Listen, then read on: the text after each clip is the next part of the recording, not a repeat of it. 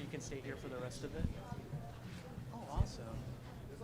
So maybe we can do something at night, you know?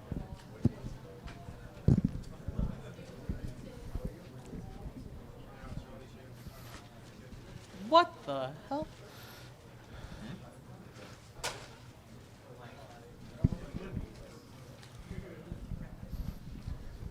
Come on in. Don't be shy. Huh.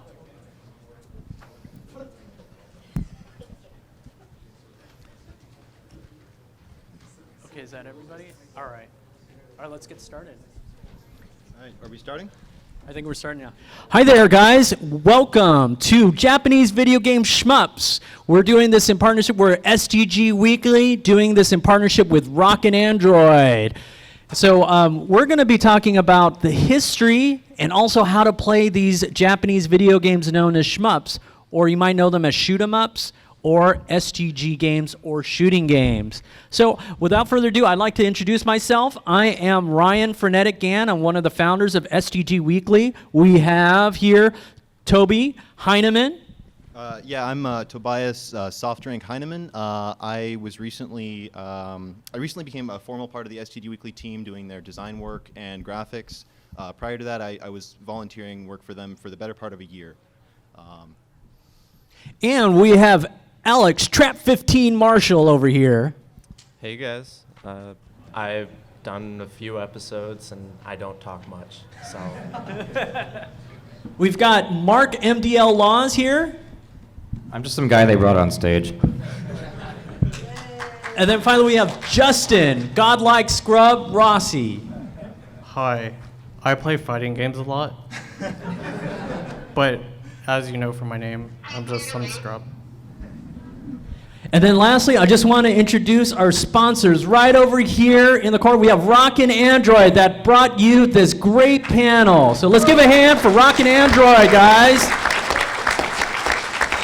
We're going to be giving away free games over here. Jody, I'd like for you to come up here and maybe share a few words with the audience before we start the panels. I want to say thank you guys for coming through. Thank you, STG. Shameless plug. Sugity, Acceleration of Sugity, available now on Steam. Please enjoy. You guys have a great time. Thank you. You're Rockin' Android. Okay, well, we're going to go start the panel, and we're going to talk about Japanese shmups. I'm going to give my panel members a chance to talk, so let's go ahead and get to this part, the beginning of the presentation, and we'll just go for it. Here we go. All right then. So I think a few you guys might recognize this, maybe. So how exactly did we get here? Like, what are we even looking at? That's kind of the question we're going to be addressing here today.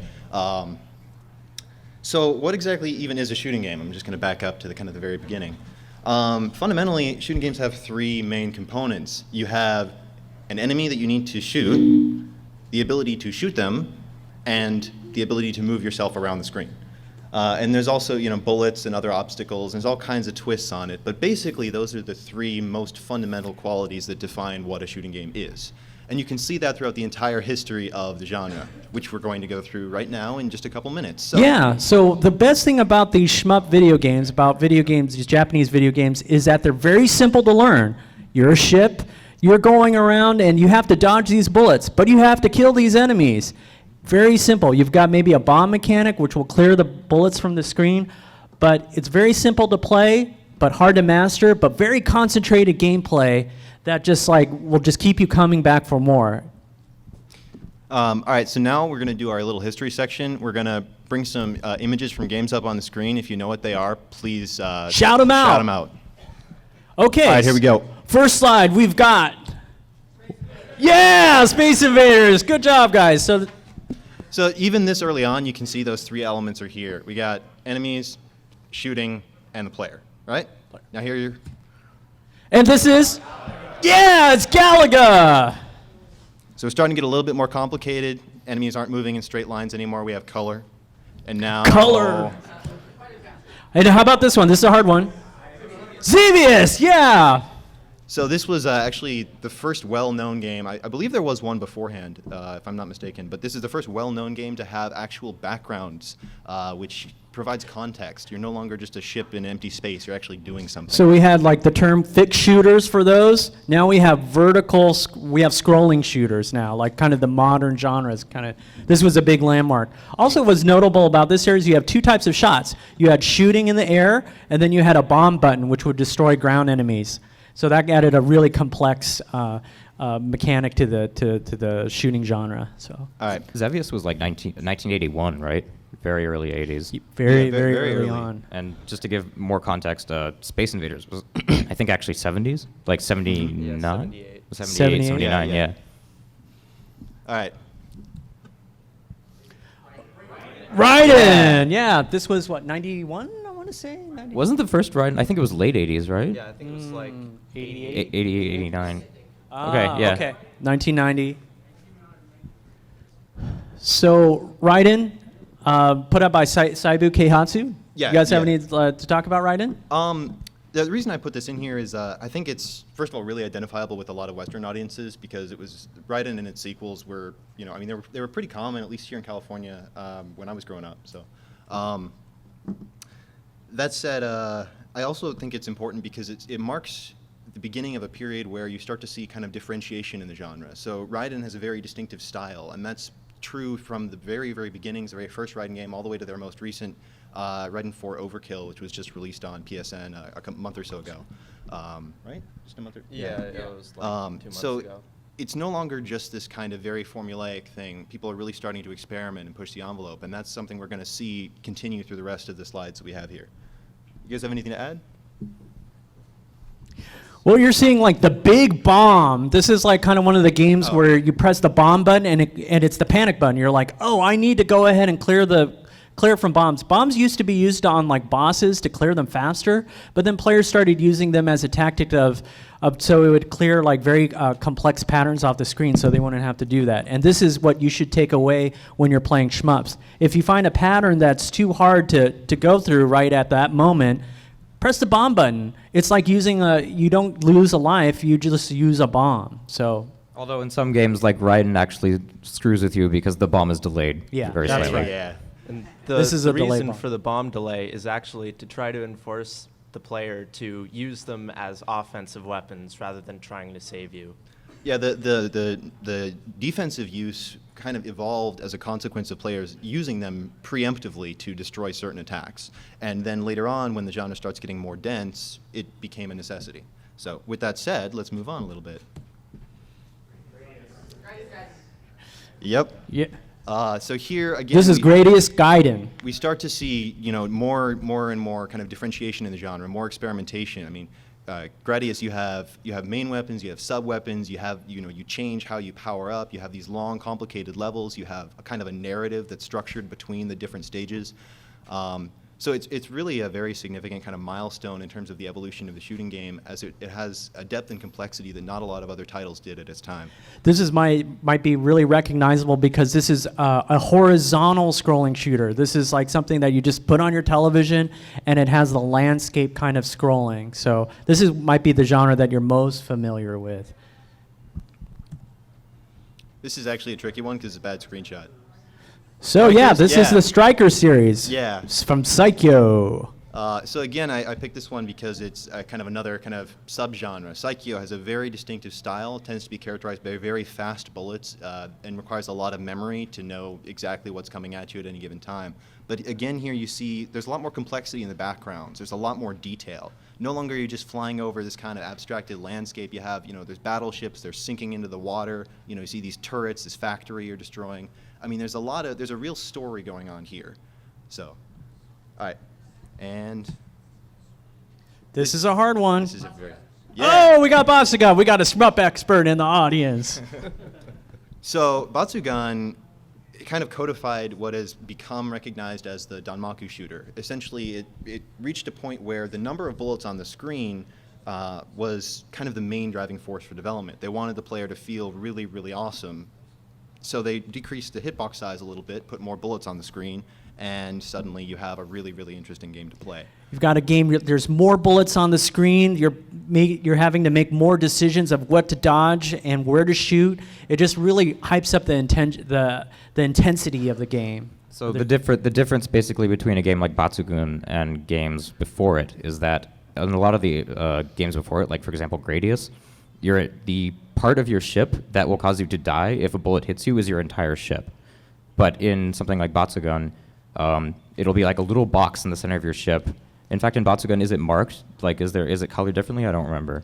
I think it might be like the cockpit or Right. whatever on Yeah. the Or it'll actual be ship. it'll be the cockpit of your ship or some other sort of like sparkly thing in the middle or whatever. So the bullets will actually pass over your wings, which is very. It takes some getting used to, especially if you're new to shmups, because it's like, hey, why am I not dying? Oh wait, something hit me, huh? And like that. Also, I'd like to add the bullets sometimes have like their own kind of small hitbox. It's not the Right, entire yeah. bullet. You'll have a big glowing bullet, and then only some part of it is actually the screw you part. yeah. Yeah, and so all of this was And what that does is It's technical it kind terminology. Yeah, there you go. What it does, it just gives you that exhilarating feel of that close call, and you have these series of close calls that just add to the drama of playing the game. And a lot of this kind of, we need to make it more dense, we need to make it faster, we need to make it more interesting, we need to make the player feel like a badass. A lot of that kind of evolved as a result of, Sorry. A lot of that evolved as a consequence of the increasing use of 3D in a lot of arcade and even console games at the time. So arcades are feeling more pressure to put something new and interesting on the table. And shoot 'em up developers who don't really know how to do anything else are like, hey, let's just tweak the formula a little bit, see what happens. And then we get stuff like... Toby, I think you need to get closer to the mic because we can't hear you. Sorry, as well. am I like so way too quiet? take the mic out of the hand. Yeah. Take the Okay. mic out, and then hold it in your hand. We need to hear you, Toby. Okay, there we go. Oh, wow. Have I been like that the whole time? I'm so sorry. All right, what's this one? Anyone know? I'm really surprised people Yeah, actually I'm knew very that. surprised that so many people actually knew that. Battle Grayer from Rising. So this is actually frequently recognized as the greatest shooting game of all time, and it's another kind of consequence of this increasing complexity and depth of the genre. So you see a lot of really unconventional mechanics here, which are probably originally designed to make the game so difficult that you have to continue over and over and over again. But in practice, a trained player exploits them to have a really, really intense and satisfying experience. So I don't really want to go too much into it, but basically the game gets harder with everything that you do, and the only way to decrease the difficulty is to kill yourself. So every time you get a new life, you have to kill yourself. So it's kind of strategic suicide. Very interesting concept. It's very unique to the game in particular. All right, so this next one I think is very iconic if I'm remembering the slide order correctly. Yeah, Dodonpachi. Dodonpachi. So where Batsugun kind of was the progenitor of the Danmaku game, Dodonpachi really kind of took it to where it is now. I mean, it's really interesting to look at. It's really interesting to play. It's pretty much every element of it you will find echoed in some way or another in almost all modern Danmaku games. There's way too much to talk about with this game, but it's pretty well recognized, I think. So you might think that this is really hard to do. It is kind of, in the first half, or if you just pick it up and play. But the aim of this panel is to show how all of you, can go ahead and get into the genre and become seasoned players of Japanese shmups. We're going to be offering a live demo here. And also, if you stick around, we're going to have free game codes that we're going to give away for a courtesy of Rockin' Android. And we'll also give you a chance to try out these games, and we'll have coaching from our STG Weekly staff how you can get better. All right, so just a couple more slides here. So now we come back to where we started. Anyone know what this is? More specifically? Yeah. there we go. Mushe Hime-sama Futari, what? Yep. Black Label. Yeah, there we go. Dang. So this is, this is the hardest video game boss ever. And I just kind of wanted to show you guys that evolution. I mean, you can see this gradual increase in complexity, gradual increase in density, until we reach something like this. So I just thought that was kind of an interesting point. So a point of our experienced players like me, or I look at this and it's kind of like, oh, there's always some place to go. Instead of something being like, oh, I will never get to this level, it's always like, oh, wow, there's this other even level beyond. And since shmups have score and also stages in very definite ways to kind of measure your ability as you go on, what I like to liken these games, like in RPGs, you level up the characters, but when you play shmups, you're leveling up yourself. And the skills that you learn from each game that you play will carry on to each shmup. And as you move from shmup to shmup, conquering like the easier ones and getting on to the harder ones, you as a player will get better, and that will always stay with you. You know, you might get your saves wiped out on an RPG game, you might even get rid of the game, but the game stays with you forever, whether you like it or not. And it kind of coincides with my story. I've probably only started playing shmups. Hello? There. All right. So it coincides with my story. I've probably only played shmups for 3 months, maybe 4. I've actually came from a fighting game background. I played competitively for 5 years, maybe more. But shmups, they're just so easy to pick up and play. And, 3 months later, I'm already almost 1 credit clearing Don Don Pachi and, games like that. So Here you go. Let's go talk. Maybe this is a good time since Justin brought the concept of the 1 credit clear. I actually was going to bring that up later in the presentation. We do have a couple more slides to get through before we got there. Okay. So I'm sorry. We'll leave that. Okay, that Sorry. mysterious term, 1 credit clear. Yeah, just keep that in the back of your mind. Keep that in your mind It's as gonna we're come back going up. on, and we'll get back to it. All right. So while we have stuff like this going on, there's also some more interesting experimentation happening at the same time, and that's kind of what I'm going to show you in the next few slides. I think you guys are going to recognize most of what I'm going to put up here. So. Ikaruga. So, I mean, this is a very, very, very famous game. It's debatable whether or not it's even a shooting game, but that's a conversation for a completely different time. Here, no longer is the focus on dodging bullets. You actually don't really need to dodge at all. Instead, you have the ability to change between white and black, and you absorb bullets that are the same color. So it's almost more like a puzzle game in the sense that you have to kind of continually switch from one color to another at the right time. It added an interesting depth and interesting kind of almost a gimmick mechanic, but one that works very well. Contrary to the Michael Jackson song, it does matter if you're black or white in Ikaruga. Oh. Well, let's move on then. Yeah, Perfect Cherry Blossom. You guys can read. No, this is from Touhou Project. Mm-hmm. We love Touhou here on STG Weekly. No boundaries. Unfortunately, none of our presenters Speak are for actually yourself. any good are actually any good at playing the games. So we're not going to be demonstrating those today. But we have apologies there. a member that you'll find in our console gaming room. He will have a Touhou setup with Touhou games. He's been having them yesterday. Would you like to speak a little bit? Yeah, hold on. Could you hold on to the camera for me? All right. Yeah, basically, just on Friday, since before this whole con before this whole con ever even happened, I always had the thought of maybe hosting some, Touhou content here. And maybe this year wasn't going to be a time, but for next year. But then I met these guys, I met Toby here. Hey. And it was on a Friday. And I've pretty much been talking about him since I saw him hosting all these shmups here. And I told him, what if I tell them if I can bring my TV and my laptop here, set up a Touhou station since I have all these Touhou games on my laptop. So it kind of coincided pretty well with all the shmups, the shmups that.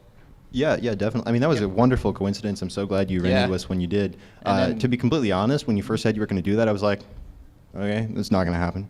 And then next morning, I see you walk in with this big ass TV. It's like, I mean, I'm that dedicated. all right. I'm that dedicated to being a Touhou fan. So Yeah, thank you very much, man. Thank you. Thank you. And So yeah, come see the Touhou setup in the console gaming room area. We'll be set up kind of all the way in the back next to the autograph area. So look for the autograph area, go all the way in the back, play some Touhou. and we'll be set up there as well. today and tomorrow as well. So we've been there for the last couple days. Some of you probably made it out to that, but we're going to be there for the rest of the weekend as well. And Rockin' Android Games, the acceleration of Suguri, and Suguri will be there as well for you to try out.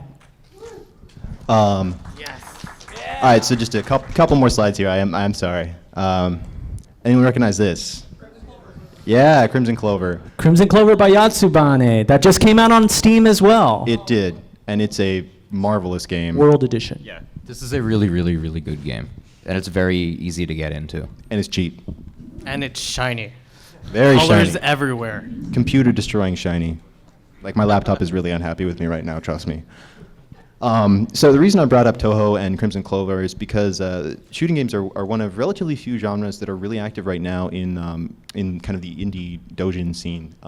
So there's a lot of independent development, and some of these games are really, really, really good. I mean, the Touhou games are incredibly well polished, and whether or not you appreciate the gameplay that much, like I myself, I'm not that big of a Touhou fan.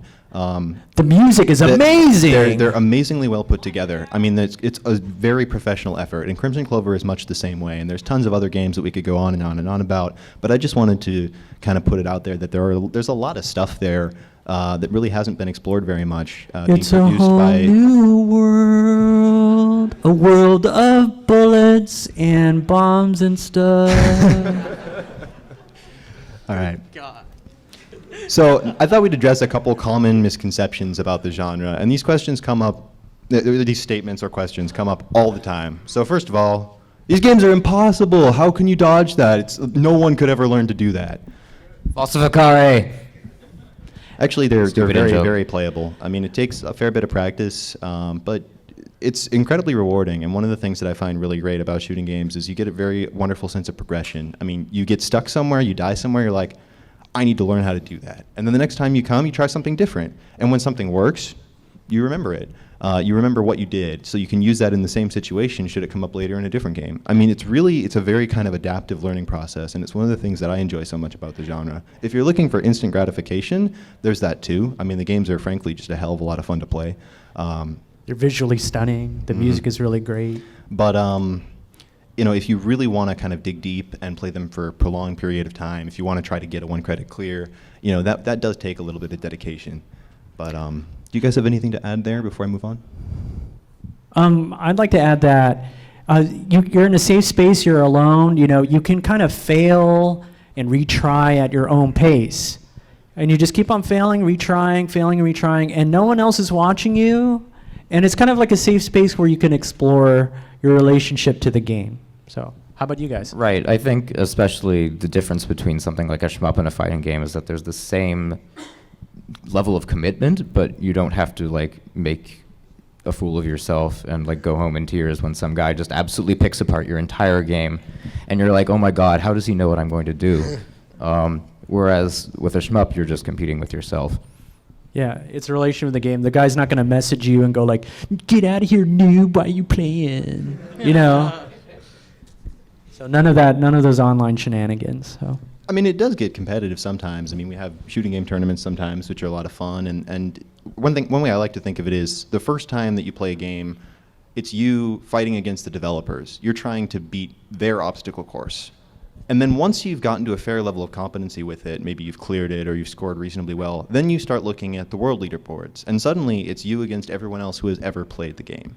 So it's still a competitive environment, but it's one which is very different. And in a lot of ways, I don't want to say better, but it's less confrontational, I suppose is a good word. Less confrontational, yeah. Anything to add, or can I move on? No. Oh, okay. No, I was going to say you've played fighting games before, so if you want to make more of a comparison. Oh, yeah. Yeah, why don't you speak on that, So, Justin? the cool thing about fighting games and shmups, for that matter, it was really easy for me if I had, 10, 15 minutes to kill. Hey, I'm just going to go play a couple matches. Well, with shmups, it's the same thing. You have 10 minutes before a doctor's appointment. Well, maybe not a doctor's appointment, but 10 minutes before you leave, got time to kill. Why not play a credit or two? Play 1 credit, 2 credits here and there. Soon you're clearing stages that you never thought you could. Stuff like that. So, next big point here, shmups are all memory, or they're mostly memory, or questions like, how much of this did you have to memorize by rote? And again, this is a very common question. I don't look at it as memorization. I mean, that's a big part of it. I can't deny that that's a big part of it. But I think of it like learning a language. First, when you're learning a language, you have this collection of lines, and you're like, what is this? Well, someone tells you it's a letter A. And then you start to associate that collection of lines with the letter A, and you have to memorize that connection. And then you recognize that as a letter, but then that letter is part of a word. And you have to memorize all those words, and you have a vocabulary, but you don't know how to use it, so you have to learn grammar and paragraph structure. But then eventually, you start being able to read, and you start being able to read fluently and read entire books. And some books you'll like, some books you won't. But it's this kind of construction that you're able to adapt to any number of different scenarios. It's a skill set that you're building kind of through these individually memorized components. And I think of Shmups much the same way. It's about adapting to one situation, learning how to deal with it on a case-by-case basis, but then learning how to apply that in every other situation. The games are defined more by the combination of their different patterns or stage elements or whatever. I mean, maybe you'll see the same kind of spread in 6 different cave games, but you might have to deal with it a slightly different way each time. Yeah, this one I also use the analogy of like when you're playing music. If you guys play music, like read sheet music, or this is like your genre right here. You're looking at the sheet of music, and you might remember as you keep on playing it over and over, like, oh, I need to do my dynamic level here. Here's a different run, and you're memorizing parts of and you're remembering parts, but you're not memorizing the whole entire notes. So that's how we talk about like shmups in that same level of music. Anything to add, Trap, MDL? Yeah, I generally like to consider shmups like playing a musical piece. Like if you can one credit clear, you've just played a whole symphony on your own perfectly. And it's a very similar skill set in trying to learn how to play a piece of music and learning how to play through a shooting game. At the same time, it's also possible for some games. I mean, obviously, a lot of them are kind of on the easier side, but you can sight read a game. Yeah. If you're good enough, there's people who can just twitch their way through the whole thing, like first couple times they play. And you don't even need to be that good. I mean, sometimes it's really nice to just go play a relatively easy game and just blaze through it, and you just feel like a god afterwards. Like Crimson Clover Simple Mode, I beat on my 2nd credit ever. So godly. And it was just amazing. It was just like, wow, that was fantastic. And of course, you probably played terribly. I mean, you probably made a ton of mistakes, but that feeling when you were just able to read, start to finish and play it well enough to make it through. I mean, really, it's fantastic. So, then a lot of people are like, oh, how many hours did it take you to learn to do this? How long have you been playing these games for? I don't have time. Like I said, I mean, it is a gradual development. It is not something that's going to happen overnight, probably. I don't know, maybe some of you are like really crazy good and just secretly hiding out in the audience, but... But it's the journey, It's a journey, and it's a journey which, like I said before, is very rewarding. It's a genre which really rewards the idea of like incremental progress. And you can really see that improvement in a lot of cases, very directly. I mean, very directly. Oh, I got to the end of this stage that I've never made it to before. I beat this boss that I've never beaten before. You really get this kind of direct sense of feedback. And the other thing is that you don't have to play it for very long. I mean, I really like RPGs personally, and ever since the end of high school, I've been so busy I haven't had any time to play those games. So I used to spend like hundreds and hundreds and hundreds of hours per game, like maxing everything out, doing every possible quest, everything. And something I've come to realize when I'm playing shooting games is I have way more fun with 1 credit, 20 minutes or whatever, of a shooting game than I did in 10, 15 hours of RPG. And it's a short duration but high intensity game experience. And I think that that's something that a lot of people are looking for. A lot of people have busy work schedules or complicated, Yeah, we talk about time sinks, not just like console RPGs, but think of like World of Warcraft or multiplayer online RPGs. Think how much of a time sink that is. I love the games personally. If I didn't have a full-time job and a wife and all these other hobbies, I would play those too, but there's such a time sink. But Shmups has hit the sweet spot for me. I just need to play 20 minutes in the morning and I'm set. That gaming itch is set. So if you're tired of having to do time sink games of leveling up, you can level yourself up with Shmups. I think there's also a lot of people who use it as kind of a way to relax, which seems a little bit paradoxical because they're games that are you have to put so much focus into them. But there's a lot of people on Shmups forum who will do stuff like, like, oh yeah, man, I smoke some of the reefer and then I just play. It's so good. Of course, none of us upstanding members of society on this panel would ever do such a thing. I would agree that there is kind of a zen quality to the gameplay at times, with or without the influence of drugs or alcohol. There's sometimes when you just get zoned in and you make it through a really dense cloud of bullets, or you score a section better than you ever have before, or even just kind of going back through a game that you just enjoy playing. And it's a really great sensation, and it's something that I don't really get from any other games. And also there's an adrenaline rush factor in shooting games as well, which comes up later on. So when you start going for clears and stuff and get really far into the game on one credit, and you're like, holy crap, this is way further than I've ever made it. What am I going to do? What am I going to do? What's happening next? So it's a very interesting genre, but there's an interesting blend of kind of memorization and this kind of peaceful recitation versus very, very, very short-term, like, rapid decisions and, like, how do I dodge this? Oh, I go here. Oh, okay. It's rewarding, and yet at the same time it's familiar, if that makes any sense. Like, you have to make choices, but they're always choices that you're aware of. Does that make sense? Yeah. All right. Could you guys maybe introduce the concept of a 1cc while I start setting up for the demo? Yeah, you guys are in a big treat. Softdrink will be doing a live play of Ketsui, but before we do that, we're going to talk about, this is too easy. You can just continue if you die in Shmups. And now we're going to talk about what the 1cc concept, and we want you to take the 1cc, one credit clear concept home with you and not be a credit feeder. So guys, talk about the 1cc. Oh, man. So it's pretty much what it sounds like. The idea is you put in a credit and you try to get as far as you can, and if you die, if you get a game over, then you don't continue. The reason that this is actually beneficial is because it's going to force you to learn. It's going to make you up your game. If you're just credit feeding, then you're not going to be really learning very much, because you can just play as sloppy as you want, and if it's not even an arcade, then you just mash the button in MAME or whatever, and it doesn't matter how well you're actually doing. However, it's not. There's nothing wrong at the same time with, for example, if you're playing on an emulator, then if there's a part you're really having trouble with, then you can use save states or something like that, because at that point there's no purpose in doing the same parts that you've perfected over and over just to practice that one thing.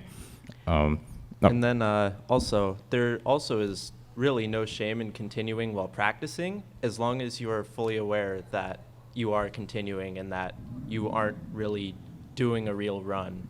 Like, it's really useful to learning a game quickly if you only play through the entire game every time, because then you get to learn the entire game at once instead of learning stage 1 with like 50 credits and then moving on to stage 2 and you have no knowledge of stage 2 yet. Yeah, probably the worst thing, take from my perspective or experience, the worst thing if you guys plan to try out these games in the future, don't try to 1cc them day one. It's not going to happen. Yeah, don't do it. Find an easy game that you just sit down and learn the concepts and fundamentals. And that you enjoy playing. That's another big deal. Yeah. Do not pick a first game because it's like, oh, this is a really famous game. I'm going to try to get really good at this because I want to be important. No. Find one that you like playing, get good at that, and then move on. Yeah, like don't even necessarily pick an easy game if you don't like it. Yeah. You gotta make sure you're actually liking it, or you're not going to end up playing it very much. Again, it's about the journey as much as it is about the destination. Speaking of that, what was your guys' first shmup, if you guys remember? My first shmup was Flying Shark by Touhou. I've been playing that game for, I think that was actually my first shooting game like 6 years ago or something, and that sort of fueled my love for the genre. So my first shmup was probably when I didn't know what a shmup was at the time. I just played video games. I was like about 6 years old, I think, when I played this game. I'm sure you've all heard of Darius, or maybe you pronounce it Darius. Game with big flying robotic fish ships. And so the first one I played was Darius Twin for the Super Nintendo. Actually, I highly recommend it. It's very easy. Well, not super easy, but it's a good way to sort of ease your way into the genre. And the music is fantastic, even though it's all kind of like farty, like Super NES, like low pass everything. But it's really catchy. Like I enjoy it a lot. And of course, giant fish. How can you go wrong? My first one was it was either, was it Don Don Pachi? No, it was Mushihime-sama. That game is amazing. That's a good first one. That is a fantastic game. Yeah, you guys should really, if you guys plan to play these, try that one out first, see if you guys like it. I really liked it. It's pretty easy to pick up. It's colorful, and there's bugs. There's a lot of them, and you shoot them down. My first one was, I remember going to the arcade with my dad, and we came across a cabinet called like Moon Cresta by Nichibitsu. It was a very early shmup game, and it was just fun playing with my dad, and we'd trade off on men and just kind of like take turns playing the game. I really treasure that moment. So I have no idea what my first one was. Sorry, I'm behind the monitor here because I'm getting ready. I have no idea what my first one was, but I think the first one that I started taking seriously was Ikaruga when it was re-released on Xbox Live just a few years ago, I think 3 or 4 years ago maybe. That's kind of when I started to approach the genre a little bit more seriously and think, it looks like this would be fun to actually get good at. I have a lot of mixed feelings towards that game. I actually really don't like it right now for quite a number of reasons. But it meant a lot to me at the time, and I'm really glad that I was able to get into it when I did. So I used it as a study break in high school, preparing for SATs and such. So like 5 minutes of that game just like totally calmed me down, and like I'd have an awesome time, and then I'd go like back to studying. And of course that all ended up being for nothing because I was high on Vicodin for the entire time I was taking tests because I stabbed myself in the hand. But completely different story. Oh. So. Whoa. Hardcore. So yeah, do you guys want to introduce Ketsui, talk a little bit about that, and then we can move into the demo? So just to interject, we're STG Weekly. If you look on YouTube about our web show called STG Weekly, you'll find tutorials to help you for that 1 credit clear. And once you get that 1 credit clear, no one else can take that away from you. It's like you always have it. So that's why you should go for the 1 credit clear. Don't credit feed, unless if you're practicing. So this game is Ketsui, put out by Cave Company Limited, who one of the best shmups of the genre, a very advanced shmup. Toby is quite good at it. I'll leave it for you guys to talk about more. I'm not sure which one of us knows it best. I think, Trap, you've played it a lot, right? Yeah, I've played it a lot, but it's very simple in concept. Get up close to things, shoot them, they give you chips and you get points. But in actual execution, it ends up being extremely deep. Like, you get different values of chips the closer you are, so you sort of got to be really aggressive. And then, I don't know, it's really simple. It's really easy to get into as well. Like, I would probably recommend it as a first handful of games I would recommend to somebody.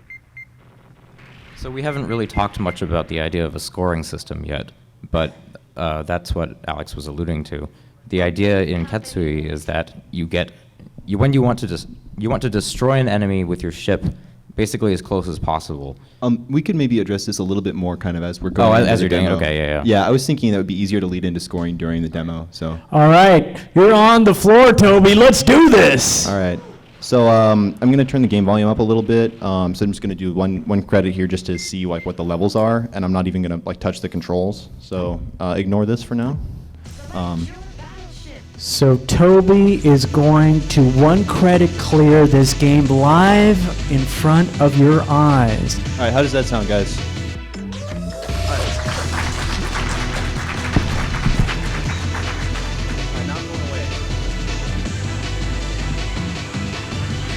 Cue Kenny Loggins' Danger Zone, please. Highway to the Danger Zone. Yeah!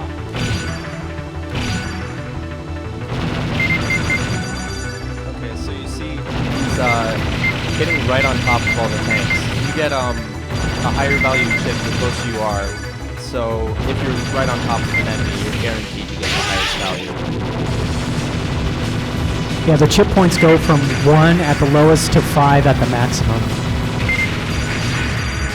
Right here, he's doing a fairly advanced trick called empty lock, but we can get into that later because it's fairly advanced and requires more knowledge of the system. Yeah, look how aggressive he's getting. He's right at the top of the screen, killing the enemies as soon as they appear. And that's a really key point of Shmup. Sometimes you want to kill them as soon as they appear. That way they don't shoot bullets and create difficulties for you later on.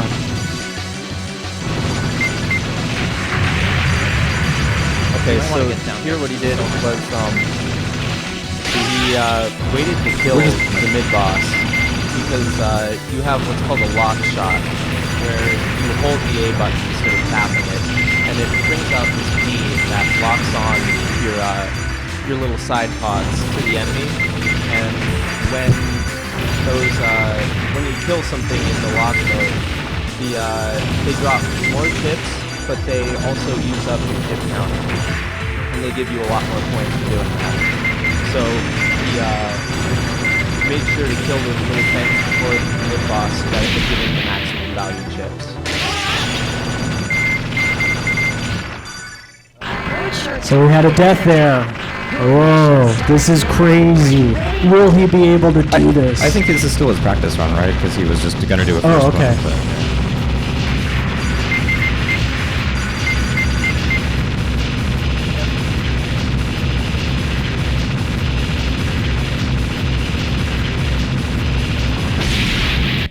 I'm so sorry.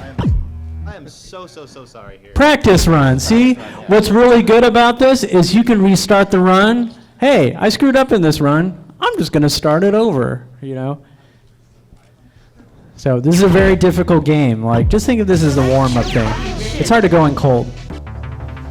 All right, here we go again.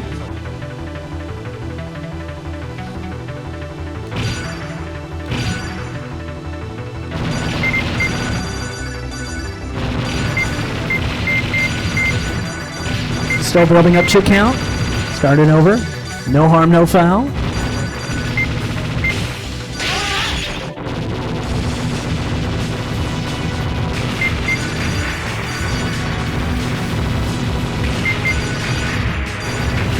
Again, killing big enemies before they get to be a problem.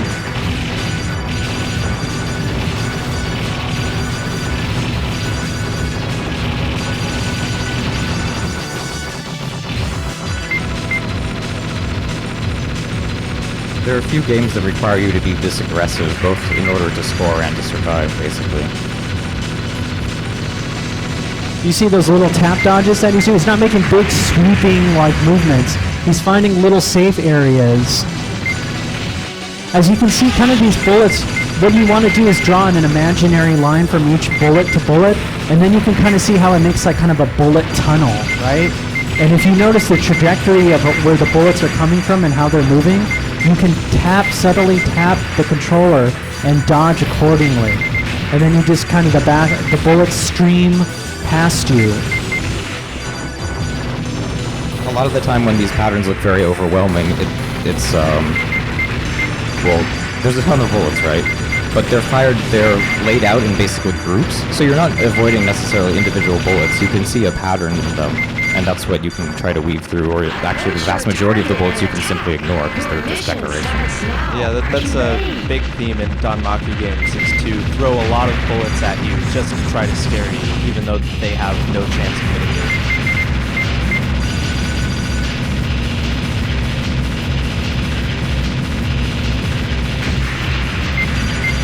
So at the top here, you can see the counter, which is the score counter from collecting the chips, and also the boss's life bar. So you can kind of go say, hey, is the boss going to die? And you can see little bits of the parts. It's broken up into the parts. If you destroy part of it, it'll cancel the bullet. So that's first stage. Yeah, Toby! There are a total of 5 stages in Ketsui. So he's got 4 more to clear. So then Ketsui also has the concept of a loop, where after you beat the game the first time, you haven't actually beaten the game. It has a second run through the game, where some parameters are slightly tweaked. Ketsui in particular is unique because the second loop has a completely different scoring system, so you end up playing the game entirely differently, even though it's the same enemy layouts. So with these games, they don't have DLC content. You buy the game, and it's just so huge. You own the game, and it provides you such a rich... There's always somewhere to go. Right. There's not nickel and diming for all the extra things. Like, if the game is so deep itself that you don't need to really buy anything for it. In fact, there's probably nothing extra offered for it.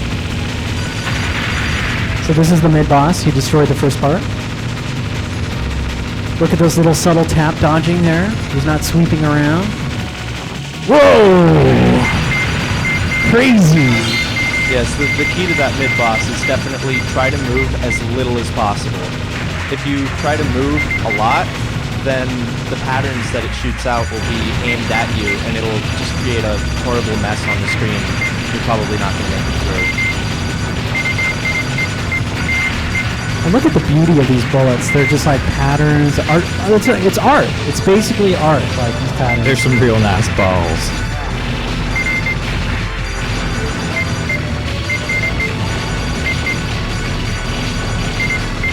I think the pink and blue color scheme is definitely a very KV thing. Yeah.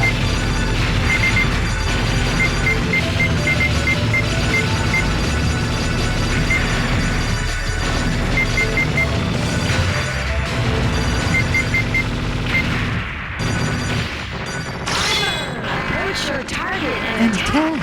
Your mission starts now. Are you ready? All right, here we go. Second boss. Now, as these parts, you'll notice there are like parts over here. If you get to destroy that part of the boss, that difficult bullet pattern will get cleared. You don't even have to bomb. So that's something that's really neat about this game. Yes, it's something common with this company's games in particular. Is Whoa! They like to have things where if you blow them up, it cancels all of the bullets, and it's really relieving because you're like, oh dang, I finally got through all that. Except you didn't even have to actually dodge it.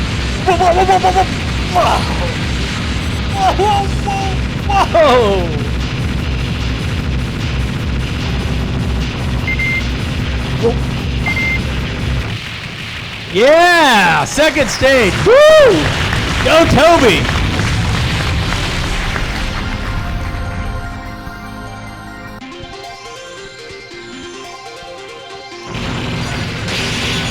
Here we go for third stage. Now, should we talk about the story about this game? I actually don't remember it, so you might have to take care of that. I don't remember the story enough to try to explain it. There's a story. There's a story. In fact, the story to most Shmups. So basically, they're the guys. This is kind of neat for you Fujiyoshi in the audience. The guys are really cute. It's almost like an Otomi game, and they already have pairings because there's a pilot and a gunner too, and they're all guys. So basically, they're guy pilots, and they're fighting against the evac industry. I'm trying to get girls more into the genre, guys. I know. And yeah, so evac industry, evil, and then yeah, you can read that online. See, no need of a narrative. But hot guys, ladies, hot guys.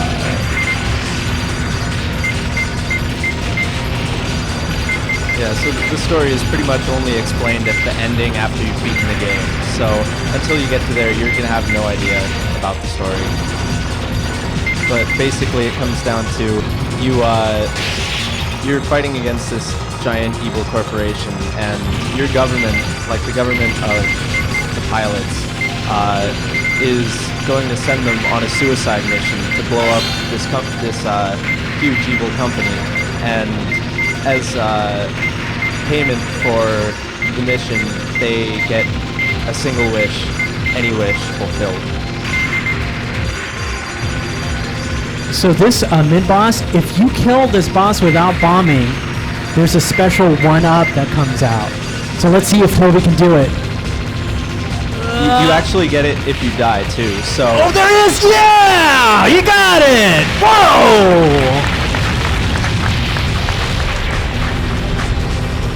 Yeah, so you can actually get that 1-up even if you die, so it's worth going for it even if you die on accident, because you end up just not really losing anything. I think you get extends for score in Ketsui as well, right? Yeah, that's right. There's an extend at 20 million and 50 million points, I believe. 45 million to purchase.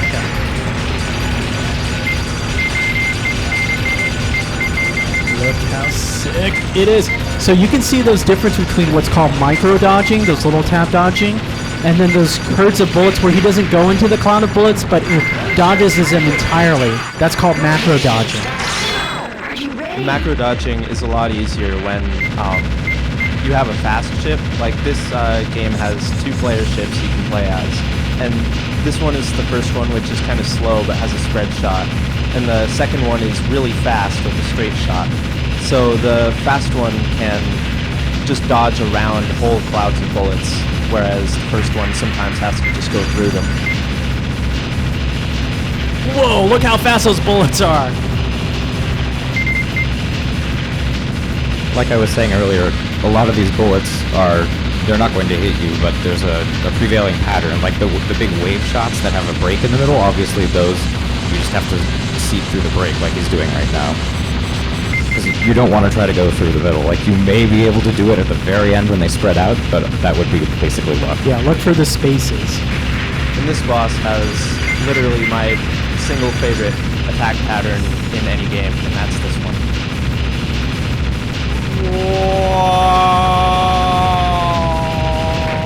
Oh, third boss down. 2 more to go. Go, Toby.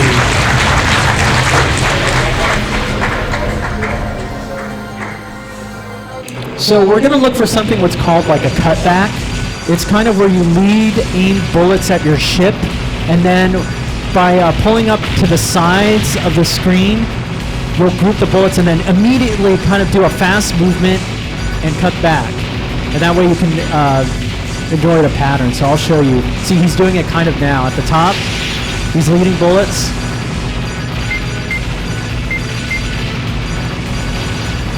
And there's a cutback, like he kind of made a move immediately to the left. We'll see it again. There you go. There's kind of like that cut, and then there's a cutback right there. You can see those cutbacks to side movement.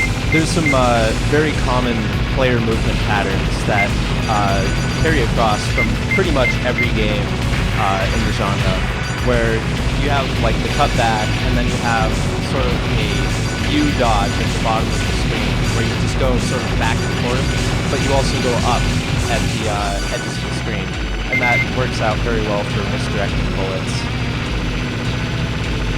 Okay, here's the stage 4 mid-boss. You're going down to a tunnel. There's like a mine.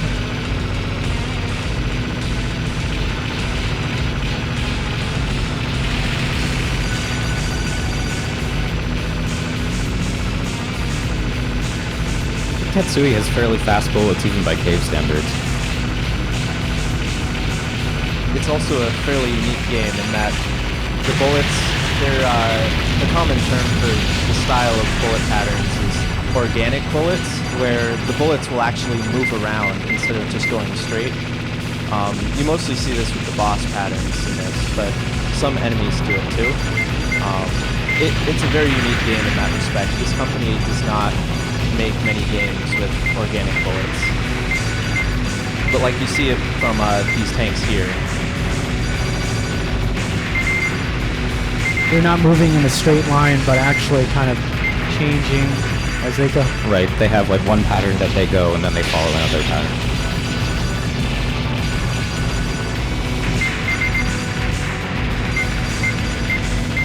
What's also really neat about these bullets is you can kind of imagine them on as different planes by assigning them as how they move as bullets. So like, you're like, okay, these group of bullets are moving like this, like the pink ones, and then these blue ones are moving in a different type of pattern. So the beauty of trying to ascertain which are moving where just keeps it just coming back for more. So just so new each time you play. Then there's I'd like to give this advice to new players because I honestly didn't figure it out until several years into playing, and it really helped my perception. It's you don't really want to actually be paying attention to the bullets, but more pay attention to the holes between them. Like you'll often see alleyways that you can just go right through rather than having to say, oh, I got to get around this bullet. Usually you'll kind of want to watch maybe about the 1/3 part of the screen too, because you don't want to specifically be watching your ship and you don't want to be watching all the bullets in the conflagration either. That's right. You shouldn't be focused like here on your ship so much. You want to be focused like in the middle and at the top of the screen. And then you're kind of constantly scanning back and forth between the middle and then the top. Whoa! I find this to be the hardest boss in the game, so this is very well done.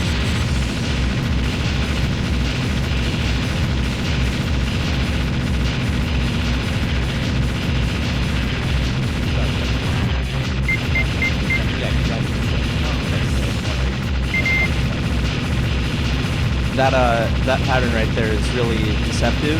If you have yourself locked onto the boss, you won't actually do any damage there. You have to destroy the little disco ball at the top first.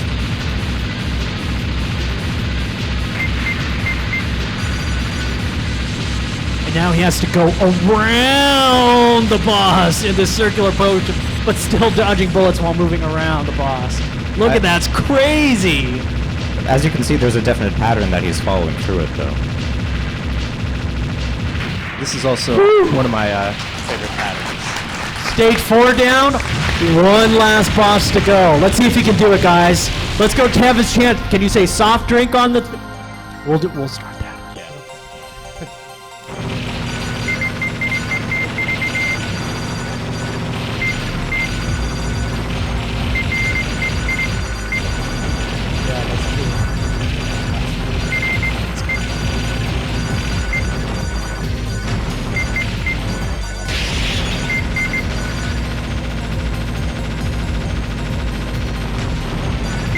So this is the last stage. It's a very hard stage. It's I definitely say it's a bit of a wall compared to stage 4. It's a significant step up. Ooh. So with these games, you can actually practice a stage. You could say, hey, I'm doing 1, I did 1, 2, I did 2. You can practice stage 4, 5 over and over and over again, and what it does, it really hyper focuses you, and you get to really improve on the parts that you need improving on, which is really great. You don't have to grind to a certain run, and then when you do your regular run, then you can just kind of play, and then your practice becomes really prevalent, really prevalent to you as you play.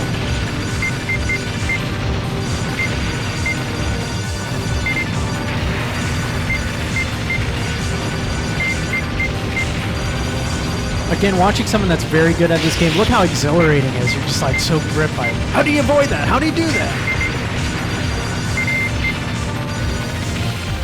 Okay, and so these, the planes that were shooting the blue blinking missiles are actually the same ships that the player gets to choose from. Because in the story, you're flying a like stolen plane from evac. But if you destroy both of them, then you get a 1-up item. There's the mid-boss. He did get the extend. Yes, very yes, impressive. And this is a very hard mid-boss. It doesn't look that hard, but it is extremely difficult.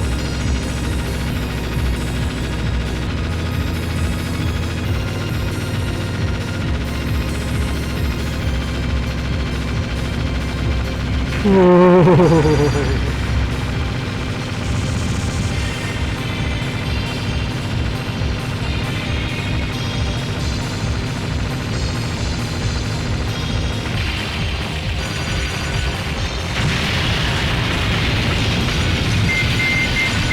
And here comes the rush, it doesn't let up. You're like, you destroyed the boss? Well, here's some more ships that you gotta kill. It doesn't let up. So much tension.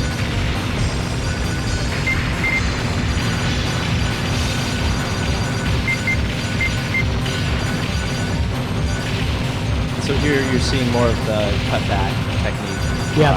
To draw all the bullets towards him, because if he's just moving backwards, they're going to keep shooting in the same direction. So then, right at the end, you can just move off to the side and dodge all of them. Okay, here's the last rush. This happens a lot in cave games, like in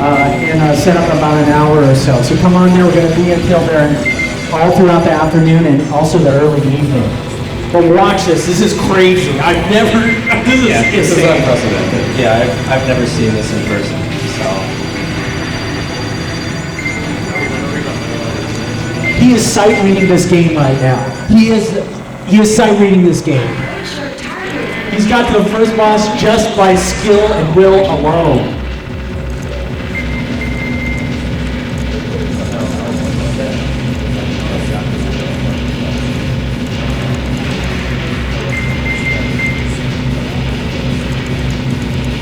So you see there's a lot more bullets, they're a lot faster, and the patterns are different.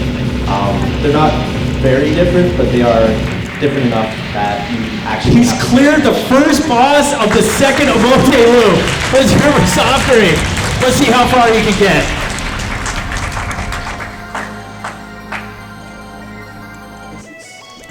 This is, oh my gosh.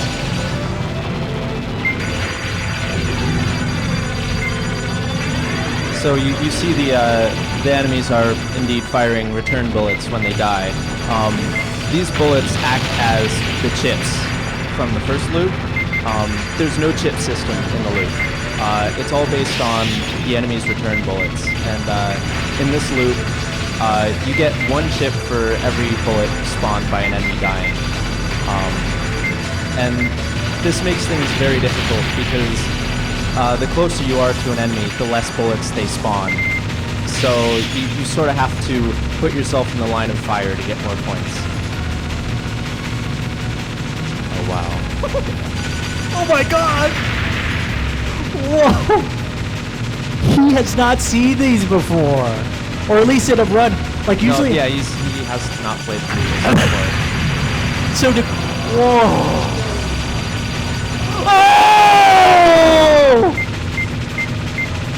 Oh!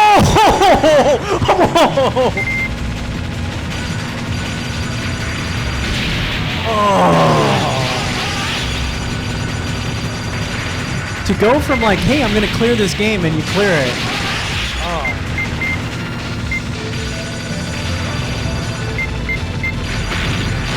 Nice bomb.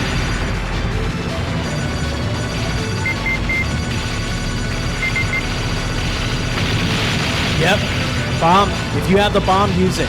Yeah. See how it's just like, I can't get through this pattern, let's just go.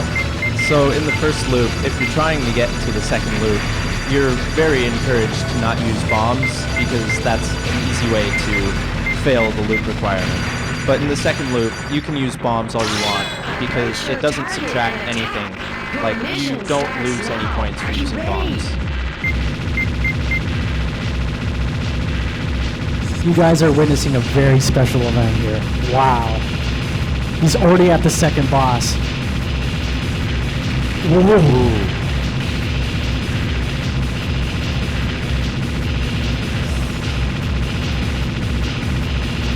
Whoa, what was that?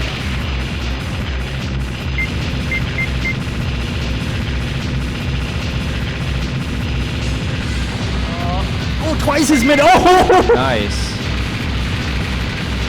Ba, ba, oh!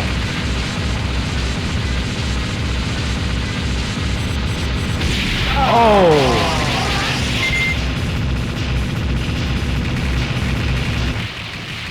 Whoa! Nice, nice, nice. Third stage in the second loop.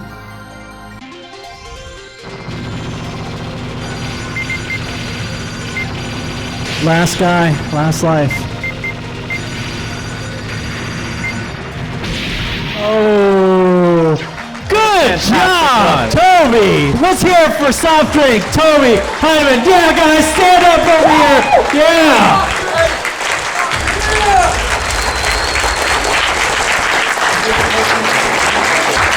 Oh. Wow. Wow. Hang on one sec, I gotta enter my initials here. Yeah, you gotta put his pause as he steps away from the mic to enter his initial. Yes. Holy shit. Whoa. Stay there, like. Yeah, I'm saving that. Doesn't say he gets lost balls. Oh god. Oh. Yo, I hope you don't play out system on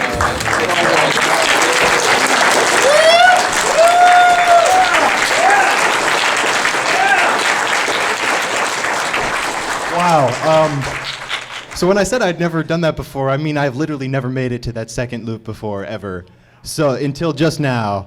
So those last 3 stages you saw me play, I was entirely blind. I had no idea what the hell I was doing, and yeah, I'm amazed that I was able to pull that off, and I'm even more amazed that I was able to do it in front of an audience. So thank you guys so much. Hearing you cheer me on during that fight, that unnerved me for a second against the last boss. It unnerved me for a second. I'm like, what, are they actually cheering me on? And then I'm just like, yeah! Oh, man. How much time do we got left? Oh. Cave Company Limited. It's 1:30, so we should pack up in a few minutes. So how about we start packing up and we take questions from you guys while we do that. Okay, guys, go ahead and stand up, and let's go have the question over here, and we'll get back to you as you go in the room. Yes? Softdrink, are you posting on Shmups forum? You mean that the score, yeah. Are you posting that score? Hell yeah, I'm uploading that to YouTube. He's uploading it to YouTube, and that's what you can't do. Okay, we got a question from you, the gentleman over here.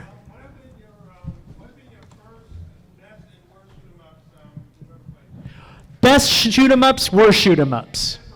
And first. Geez, first is literally impossible to answer because I've been playing them forever. Kind of the earliest one that I really remember was Raiden. There was a pizza place in my hometown, and they had a couple arcade games. The guy was a really big fan of the Raiden series. He had Raiden, and then Raiden 2, and then Raiden DX all in one cabinet. You just, when the new one came out, he just popped that in. So I vividly remember playing those games when I was younger. Best, my personal favorite is a game called Ibarra. It's really ridiculously complicated. I don't really want to go into it, but it's a lot like Battle Garega in many, many respects. It's a very strategic game. There's a lot of forward thinking. You're always planning 3 steps ahead. You have to kill yourself constantly to keep the game at a difficulty level that's actually manageable. But it's a wonderful game. It has a lot of random number generation, so every single time you play it, it's kind of completely different from the last one. And I just adore it. In terms of worst games I've ever played, there have been some terrible Flash games. Too many to count here. Best game for me, Futari Black Label was one of my closest to my heart. I've got some. I just really tried at the score on those. I recommend that game highly too. My favorite would definitely be Thunder Dragon 2. Thunder Dragon 2. Pretty unknown game, but it's definitely one of the best games ever. Whoa, it's beautiful. I dig a game called Fever SOS. Also known as Dangun Feveron. That's an amazing shmup. I mean, your ship could be a cat that fires squid. It meows every time Fever you hit a SOS, direction. get it. It's the greatest. It'll change your life. And there's disco, a lot of it. So I think my favorite shmup, I'm going to have to say something completely different from all these others guys, because all of them have said tate shmups, like vertical shmups so far. I am the weirdo in the room that likes horizontal shmups. We're done. Hori. And I love a game called Darius Gaiden. Why? Because it's beautiful. It's beautiful. It has amazing music. The patterns are intricate. It's sort of a not a predecessor, but somewhere in between, the sort of Danmaku and old school stuff. Well, yeah, but power up rank. Oh, and yes, it is very broken. There's design stuff about basically the more red power-ups you pick up in the game, the harder it gets. But you need to pick up a certain amount in order to get through it. But also every time you die, your red level will go down by an entire block. So the more you die, the more unlikely it is that you're going to get through the game. It's really stupid. Taito did a lot of dumb stuff with rank back then. But you still love the game. But I still love it, flawed as it is, yeah. So remember that. Don't learn to like things that you shouldn't like, but should like. And speaking of, there's another game that God, how do I even start?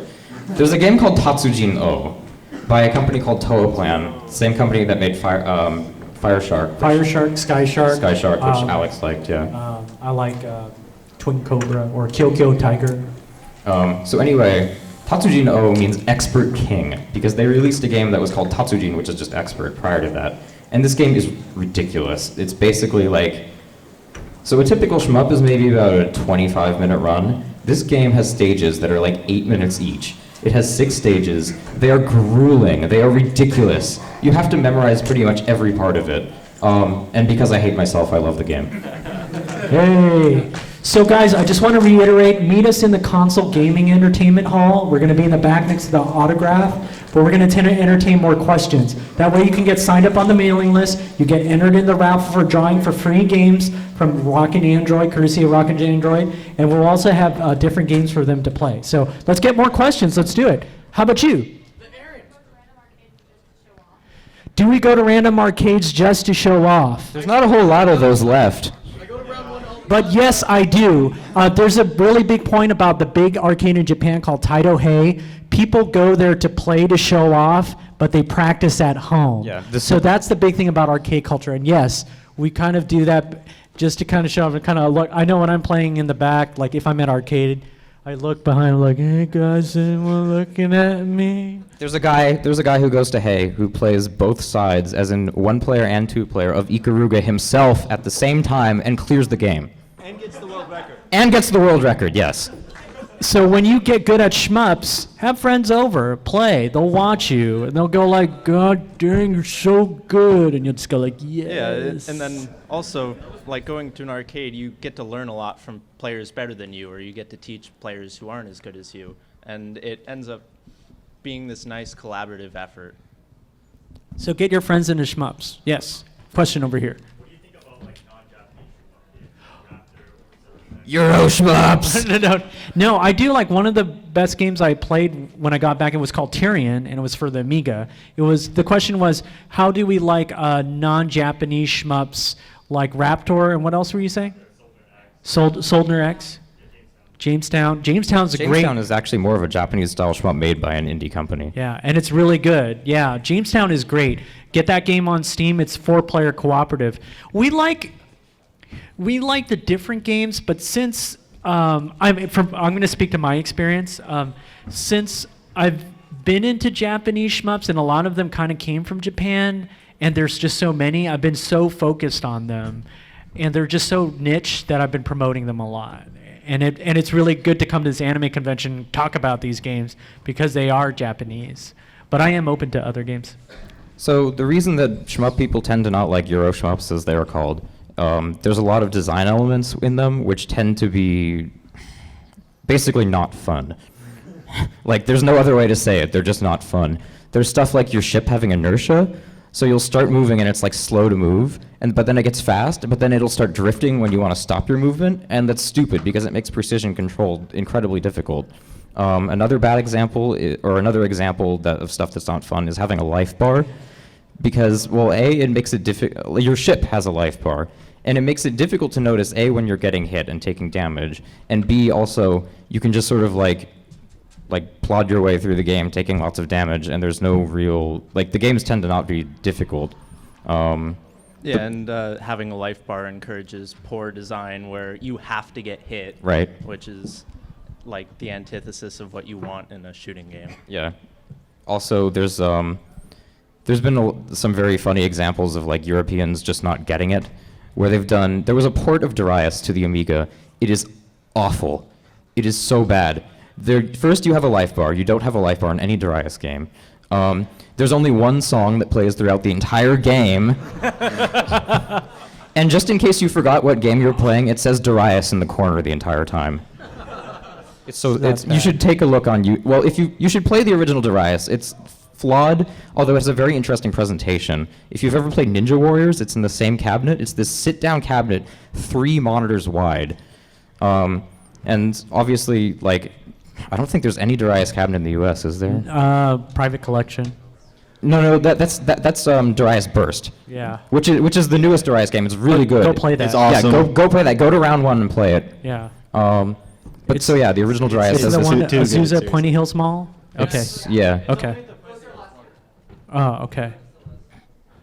The liquid one doesn't Lakewood does not have it. So don't go to Lakewood if you play Darius Burst. Or you can go to Alimony's house up in Northern California when he has a shmup meet. He has that too. Any more questions? How about you? We forgot to mention checkpoints Okay, entirely. the question was, what do you think about checkpoints? We'll explain what those are in old-style shmups. Trap 15 and I can talk about that, but I'm going to yield the floor to Trap 15. Checkpoints are awesome. They encourage you to actually learn the section rather than just saying, oh, I can die here and keep going. It forces you to actually figure out the stage and learn it. And actually, like, it develops a weird relationship between the player and the game where you have to actually understand what the game's trying to do with you. So checkpoints are basically, when you die, you get brought back to a prior checkpoint in the game and have to replay that section over rather than dying, your ship coming back and it's invincible for a short amount of time and you continue on with the game. Naturally, Tatsujino has these, and they're impossible to recover from. No. I played older. I have to add, some checkpoints are good. There are games with terrible checkpoints that you literally can't recover from, and those are terrible. Thank you, Gradius 3. Yeah, Gradius 3. The Gradius series is known for that. I've recently played what's called Kyokyo Tiger, one of the early Touhou Plan shmups that they did in partnership with Taito. That game has checkpoints as opposed to Twin Cobra, which is the US version of the game. So I was playing the Japanese, I played the US version, it's like, oh, this is kind of hard. And then I played the Japanese version with checkpoints, and I was just could not stop playing the game because it was just so grueling to get back to checkpoints. But once I would clear a checkpoint, it would just be so immensely satisfying. It had just like that 1cc thing, and like, yes, I got back that checkpoint. It's like, no, I'm not going to give up. And especially when I read the older translated interviews about like, we created checkpoints and we designed the game like this, and each of us played through this to make sure that we could get back the checkpoint. You know, it felt like I was communicating with the designers. I did not one credit cleared the game, but I cleared kind of part of the first loop, which could be said to be the first loop.